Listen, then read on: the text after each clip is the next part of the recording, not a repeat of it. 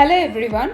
Today in this video we are going to study about the history of Indian Constitution. We will also study about the Constituent Assembly. Students, the framer of the Indian Constitution did not have to create consensus about the Indian Constitution or about the independent Indian Constitution. Much of this consensus had evolved during the national movement itself. As early as 1928, Motilal Nehru had tried to draft a constitution for India in the Nehru Report. In 1931, at Karachi session of Indian National Congress, there were some basic values which were to be included in the Indian Constitution.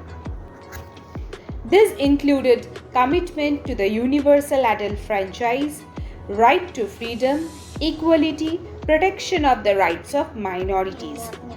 Thus, the Indian leaders had accepted certain basic values much before setting up of the Constituent Assembly. Earlier, the British had introduced limited government or limited voting right for the Indians in the year 1937. The election held in 1937 to the provincial legislature and ministers thus elected proved useful for Indians. Many colonial laws like the Government of India Act of 1935 also was helpful in this regard. Our leaders also took help from the constitution of other countries as well to develop our own Indian constitution. In addition to the parliamentary democracy of Britain, India was influenced by the Bill of Rights from the USA. French revolutionary ideals of liberty, equality, and fraternity, directive principles from Ireland, socialist planning from Russia, and federalism from Canada. Students, the Constituent Assembly was given the momentous task of framing the Constitution of India. It had its first meeting on 9th December 1946. After that, the oldest member of the Constituent Assembly was Dr. Sachidananda Sinha, who was earlier elected as the President of the Constituent Assembly. However, later on, Dr. Rajendra Prasad was elected as the permanent President of the Constituent Assembly. Apart from Dr. Rajendra Prasad, two other prominent leaders like H.C. Mukherjee and V.T. Krishnamachari were also elected as the Vice President of the Constituent Assembly. Students, when the Constituent Assembly was formed, there were around 389 members in the Constituent Assembly. But with the partition of India into India and Pakistan, the number of members in the Constituent Assembly declined. The number of members in the Constituent Assembly became 299.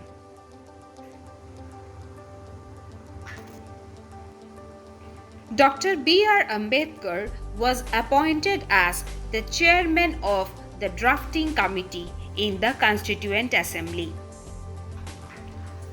There is no doubt about the fact that in the Constituent Assembly, about 2/3 majority was with the Congress, and the real power of decision making rested with Nehru, Sardar Vallabhbhai Patel, and Dr. Rajendra Prasad.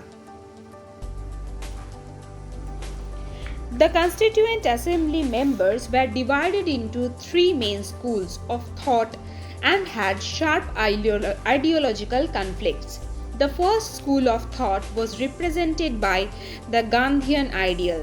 This school criticized large-scale mechanization and suggested a revival of small-scale cottage industries. The second school was led by the socialists and the communists. this group did not have much influence except the background of Congress Socialist Party and the influence of Nehru himself. The third group was of the rightist, led by Sardar Vallabhbhai Patel. This group represented and landed aristocracy which aimed for development of private property and supported guidance of Western countries to solve countries' problem. The Indian Constitution was enacted on finally 26 January 1950. This day is celebrated as Republic Day.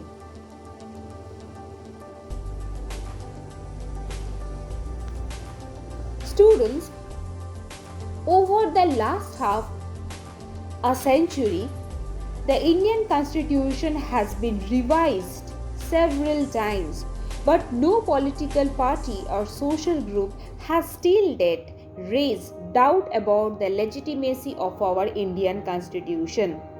Well, we can say that it's one of the unique constitutions of the world. The Constituent Assembly, they represented the people of India. Even though it was based on limited franchising, it represented a fair geographical share of members from all the areas of the country. The assembly was basically dominated by the members of Indian National Congress, which led the freedom struggle at that time. There were even representatives from the non-Congress parties, and Congress itself was a diversified group in terms of social groups. So today's video will be up to this. In the next video session, we will study some key facts about the Indian Constitution.